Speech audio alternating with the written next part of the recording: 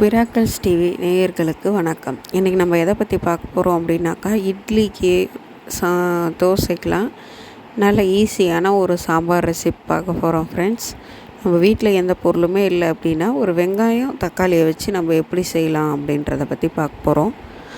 நமக்கு இதில் தேவையான பொருள் ஒரு கிளாஸ் பருப்பு, ஒரு வெங்காயம், ஒரு தக்காளி, ஒரு டீஸ்பூன் இஞ்சி பூண்டு, ஒரு 3 பச்சை மிளகா, தாளிக்கிறதுக்கு எண்ணெய், கடுகு, கருவேப்பிலை, லாஸ்ட்டாக தூவுறதுக்கு கொத்தமல்லி, காஞ்ச மிளகா, குண்டு காஞ்ச மிளகா தாளிப்புக்கு எடுத்துக்கோங்க. மஞ்சத்தூள் எடுத்துக்கோங்க. அவ்வளோதாங்க ஃப்ரெண்ட்ஸ். இதில் ஒரு கட்டி சின்னோண்டு ஒரு கட்டி வெல்லம் எடுத்துக்கோங்க. ஓகேங்களா? இது எப்படி செய்யலாம், அதாவது ஒரு துண்டளவு புளி எடுத்துக்கோங்க. இது எப்படி செய்யலான்னு நம்ம பார்க்கலாம். பருப்பு கூடவே வெங்காயம், தக்காளி இருக்குது பார்த்திங்களா, அதில் பாதி வெங்காயம் பாதி தக்காளியை பருப்பு கூடவே போட்டு நல்லா வேக வச்சு எடுத்துக்கோங்க. கடைஞ்சி வச்சுக்கோங்க. வச்சுக்கிட்டு ஒரு வாணலில் எண்ணெய் ஊற்றி அந்த மீதி இருக்கிற வெங்காயம், தக்காளி, அந்த இஞ்சி பூண்டு அதை நல்லா போட்டு அந்த பேன் நமக்கு லைட்டாக பிடிக்கிற ஸ்டேஜ் வரணும். நல்லா வணங்கி பிடிக்கிற மாதிரி வரணும். அந்த டைமிங்கில் லைட்டாக மிளகாத்தூள், மஞ்சத்தூள், உப்பு அதையும் போட்டு நல்லா அதில் கிண்டுனீங்க அப்படின்னா அந்த மிளகாத்தூளுடைய பச்சை ஸ்மெல் போயிடும் ஃப்ரெண்ட்ஸ். அதுக்கப்புறம் அந்த கடைஞ்சி வச்சுருக்கிற பருப்பை எடுத்து அது கூட ஊற்றுங்க. ஊற்றிட்டு நமக்கு தேவையான அளவு கொஞ்சமாக தண்ணி ஊற்றி அலசி அதையும் ஊற்றிக்கோங்க. ஊற்றிக்கிட்டு அந்த ஒரு கட்டி புளி சொன்னோம் பார்த்திங்களா, அந்த சின்னோண்டு அந்த இதையும் அந்த சாம்பார் கூடவே போட்டுருங்க.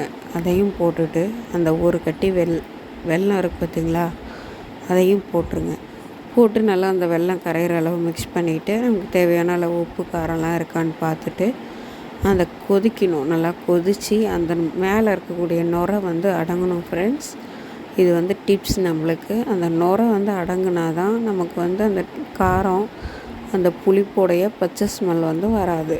சரிங்களா? அதுக்கப்புறம் தனியாக ஒரு தாளிக்கிற கரண்டியில் எண்ணெய் ஊற்றி கடுகு, கருவேப்பிலை போட்டுட்டு அந்த காஞ்ச மிளகாவையும் போட்டு நல்லா பொரிய விட்டு தாளித்து அந்த சாம்பாரில் ஊற்றிட்டு நம்ம சர்வ் பண்ணும்போது கொத்தமல்லியை மேலே கொஞ்சமாக தூவி நம்ம சர்வ் பண்ணோம் அப்படின்னா நம்ம ஹோட்டலில் வைக்கிற சாம்பார் மாதிரியே இருக்கும் ஃப்ரெண்ட்ஸ். ஆனால் இதில் ஒரு என்ன டிப்ஸ் அப்படின்னா, சின்ன வெங்காயமாக இருந்துச்சு அப்படின்னாக்கா நமக்கு இன்னும் டேஸ்ட்டு கூட இருக்கும். பெரிய வெங்காயம் அப்படிங்கும்போது நமக்கு கொஞ்சம் டேஸ்ட்டு கம்மியாக இருக்கும் ஃப்ரெண்ட்ஸ். நீங்கள் யூஸ் பண்ணி பாருங்கள்.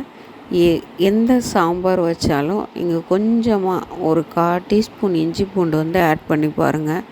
நமக்கு நல்ல டேஸ்ட்டை கொடுக்கும். நிறைய பேர் இஞ்சி பூண்டு போட்டால் கறி வாசனை வரும்னு நினைப்பாங்க. கிடையாது ஃப்ரெண்ட்ஸ். அந்த இஞ்சி பூண்டை நம்ம யூஸ் பண்ணுற அளவை பொறுத்து தான் இருக்குது அதோடய டேஸ்ட்டு. ஒரு 1/4 ஸ்பூன் நீங்கள் வீட்டில் நம்ம நார்மலாக வைக்கக்கூடிய சாம்பாருக்கும் சரி, இட்லி சாம்பாருக்கும் சரி, நீங்கள் அந்த இஞ்சி பூண்டை போட்டிங்க அப்படின்னாக்கா நமக்கு ஒரு நல்ல டேஸ்ட்டை கொடுக்கும் ஃப்ரெண்ட்ஸ். பிள்ளைங்களுக்கெலாம் நல்ல ஒரு காரமும் கம்மியாக நல்ல ஒரு டேஸ்ட்டாக கொடுக்கும்போது அவங்க ஒரு இட்லிங்கிறதே 4 இட்லி சாப்பிடுவாங்க. ஒரு தோசைங்கிறதே 3 தோசை சாப்பிடுவாங்க. நல்ல டேஸ்ட்டாக இருக்கும் ஃப்ரெண்ட்ஸ். கண்டிப்பாக யூஸ் பண்ணி பாருங்கள். நல்ல டிப்ஸ் உங்களுக்கு.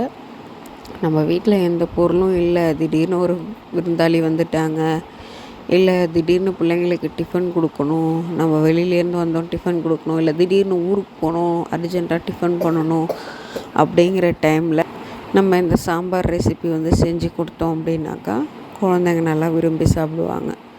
யூஸ் பண்ணி பாருங்கள் ஃப்ரெண்ட்ஸ். தேங்க்யூ. நல்ல வீடியோவோட நெக்ஸ்ட் பார்க்கலாம்.